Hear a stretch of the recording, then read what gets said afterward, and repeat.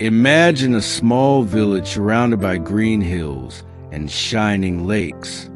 There lived a young man named Shimon.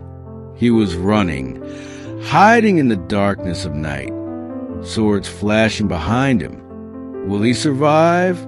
You might be wondering, but wait, this isn't just a story of running away. It's the story of the power of peace. Keep listening, because what happens next might change the way you think forever. This story takes us back to the time when Jesus Christ walked on earth, spreading the message of love and peace. Near the Sea of Galilee, there was a small village, and in that village, two families had been enemies for years. One family were fishermen, the other farmers. They fought over water, over land, over pride. The villagers feared that one day a great war would break out. Shimon belonged to the fisherman's family. He was strong, brave, but his heart burned with anger. When he was a child, his father was killed, or so he believed, by the farmers. Every night, he thought, I will take revenge. One day at the market, the two families fought again. Shimon drew his sword and attacked.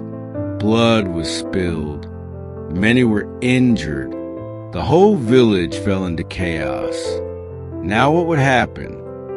Would Shimon be punished? Or would war begin? At that time, Jesus was traveling through Galilee. He had said, Blessed are the peacemakers, for they shall be called children of God. Matthew 5, verse 9. He taught that victory doesn't come through anger, but through love. Shimon's friend told him, A great teacher is coming, a man who performs miracles. But Shimon laughed. Miracles? Peace? I only believe in revenge.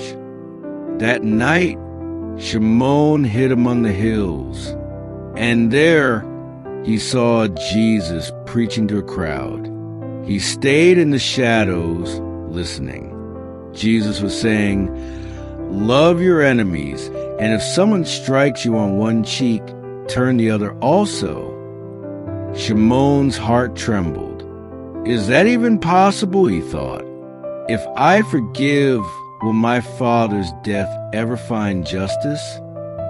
The next morning, Shimon made a decision. He walked to the farmer family's leader, unarmed.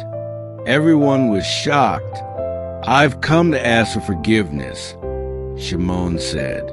Our hatred has given us nothing except pain. Let's rebuild our village together.